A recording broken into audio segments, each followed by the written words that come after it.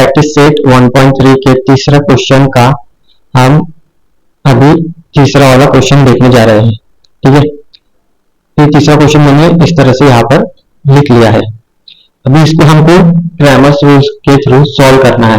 ये दो इक्वेशन दिए हुए हैं, एक पहला और दूसरा, तो दोनों इक्वेशन को ऐसे एक के नीचे एक लिख लेना है। लिखने के बाद इसको कंपेयर करना होता है स्टैंडर्ड फॉर्म ऑफ इक्वेशन। तो इस तरह से लिखना होता है, compare the equation with standard form. Standard form, अभी स्टैंडर्ड फॉर्म क्या है? तो स्टैंडर्ड फॉर्म है ये ax plus by is equal to c। तो दोनों इक्वेशन को क्या करना है? ये जो स्टैंडर्ड फॉर्म ऑफ इक्वेशन है इससे कंपेयर करना है। तो जब हम इसको कंपेयर करेंगे तो इसमें से कुछ वैल्यूज निकल के आएंगी। जैसे कि अभी x के साथ a है तो a हो जाएगा यहाँ पर कुछ नहीं है तो क्या है 1 है, तो ये a की वैल्यू हो जाएगी। ठीक है, ये वाली जो 2 है ये b की वैल्यू हो जाएगी, b की वैल्यू ये 2 हो जाएंगी और ये c की वैल्यू हो जाएगी -1। अब यहाँ पे भी a की वैल्यू हो जाएंगी 2, b की वैल्यू -3, c की वैल्यू 12। लेकिन अभी यहाँ पे दो इक्वेशन है, तो पहले वाले इक्वेशन में जितने भी जो नाम रहेंगे a b और c उसको हम देंगे पहले को a1, ये हो जाएगा हमारा b1 और ये हो जाएगा हमारा c1। वैसे ये हो जाएगा वाला नंबर हो जाएगा हमारा a2, -3 हो जाएगा b2 और 12 हो जाएगा c2। इसको इस तरह से लिख लेना।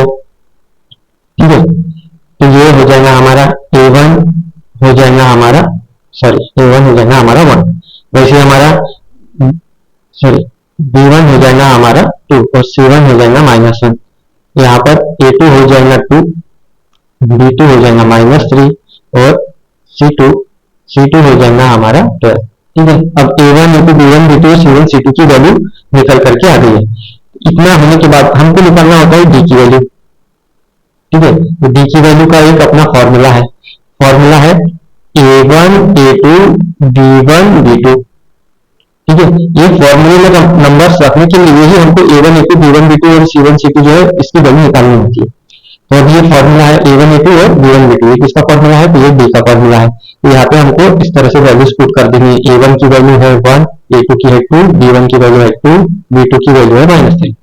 ठीक है, अब इसको हमको सॉल्व करना है। तो सॉल्व करने के लिए हमको इसमें देखो कब किस तरह से सॉल्व करेंगे। तो सबसे पहले 1 को 3 से मल्टीप्लाई करेंगे, फिर 2 को 2 से मल्टीप्लाई करेंगे। ठीक है, तो यहाँ पे हो जाएगा 1 इंटू -3। ठीक है, माइनस का साइन आ जाएगा। ठीक है, यहाँ पे क्रॉस बन जाता है तो क्या आ जाता है माइनस का साइन, और 2 इंटू 2। ठीक है, बहुत सारे लोग क्या करते हैं, गलती करते हैं, पहले 3 -1 कर देंगे या फिर 2 इंटू 2 कर देंगे, फिर माइनस लगा के 1 इंटू -3 कर देंगे, तो गलत है। हमको कौन से डायरेक्शन से जाना है? ये क्रॉस वाले डायरेक्शन से जाना है। ठीक है, 1 को 3 से मल्टीप्लाई करना है, 1 को -3 से मल्टीप्लाई करना है, फिर 2 को 2 से मल्टीप्लाई करना है। इसी डायरेक्शन से हमको क्या करना है? सॉल्व करना होता है। अब ये वैल्यूज आ गई, तो 1 इंटू -3 हो जाएगा -3, 2 इंटू 2 हो जाएगा 4, ये माइनस का साइन जैसा का ऐसा और हो गया 4। ठीक है, -3 और -4, ठीक है, माइनस माइनस प्लस, लेकिन साइन आएंगे माइनस की। ठीक है, तो ये हो जाएगा -7, d की वैल्यू निकल करके आ गई -7। अब इसके बाद हमको निकालना होता है dx। dx का फॉर्मूला है c1 c2 b1 b2। ठीक है, ये फॉर्मूला याद रखना बहुत जरूरी है, उसी के हिसाब से क्या बनेगा हमारा ये मैट्रिक्स वाले क्वेश्चन में है। तो c1 की वैल्यू है हमारी -1, c2 की वैल्यू है 12, b1 की वैल्यू है 2, b2 की वैल्यू है -3 रख देंगे। अब यहाँ पर भी उसे सॉल्व करना है, पहले 1 को -3 से मल्टीप्लाई करना है, फिर 2 को 12 से मल्टीप्लाई करना है। तो यहाँ पे करेंगे -1 को 3 से मल्टीप्लाई करेंगे, -3 से मल्टीप्लाई करेंगे, फिर क्रॉस हो गया तो ये आ गया माइनस, फिर 2 को 12 से मल्टीप्लाई करेंगे, 2 को 12 से मल्टीप्लाई करेंगे।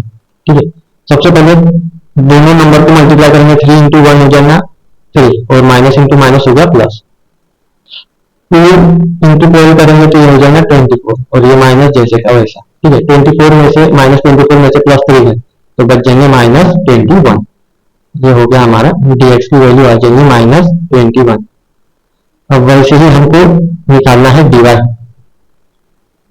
ठीक है, अब dy का फॉर्मूला है a1 a2 c1 c2। A1 A2 की वैल्यू 1 और 2, A1 A2 की वैल्यू है 1 और 2, C1 C2 की वैल्यू है -1 और 12। यहाँ पर भी इसी तरह से सॉल्व करना है, पहले 1 को 12 से मल्टीप्लाई करना है, फिर -1 को 2 से मल्टीप्लाई करना है। तो इस तरह से करेंगे 1 इंटू 12 फिर माइनस, अब क्या करना है यहाँ पे क्रॉस हो जाए तो माइनस, ठीक है। अब यहाँ पे -1 है और 2 है तो -1 को 2 से मल्टीप्लाई करना है, तो फिर ब्रैकेट में डाल देंगे -1 इंटू फिर आ जाएगा 2, ठीक है। इस तरह से करना है सॉल्व। 1 इंटू 12 हो जाएगा 12 और 1 इंटू 2 हो गया 2 और ये माइनस इंटू माइनस ये हो जाएगा प्लस, ठीक है। तो ये 12 प्लस 2 हो जाएगा 40 प्लस 40, ठीक है। तो ये आ जाएंगे हमारी dy की वैल्यू आ जाएगी प्लस 40। अब इसके बाद हमको निकालना होता है x की वैल्यू, ठीक है। x की वैल्यू का फॉर्मूला है, x की वैल्यू निकालने के लिए फॉर्मूला है dx अपॉन d, और वैसे ही y की वैल्यू निकालने के लिए फॉर्मूला है dy अपॉन d। तो यहाँ पर जो भी हमने dx dy और d की वैल्यू निकाली है वो रख देना है। d की वैल्यू है -7, ठीक है, तो यहाँ पे आ जाएगा -7, dx की वैल्यू है -21, वैसे ही dy की वैल्यू है 14 और d की वैल्यू है -7। अब इसको सॉल्व करेंगे, ये माइनस माइनस कैंसर, 7 1 जा 7 3 जा, तो यहाँ पे आ जाएगा 3। अब 7 1 जा 7 2 जा, ठीक है, तो ये आ जाएगा 2 अपॉन, ये नीचे में माइनस है तो यहाँ पे आ जाएगा -1, तो ये क्या हो जाएगा माइनस शिफ्ट हो जाएगा, तो ये हो जाएगा माइनस। तो इस तरह से x और y की वैल्यू निकल के आ जाएंगे, x की वैल्यू आ जाएंगी हमारी 3 और y की वैल्यू आ गई हमारी -2। इस तरह से क्रैमर्स रूल के जरिए हमको x और y की वैल्यू फाइंड आउट करनी है, ठीक है।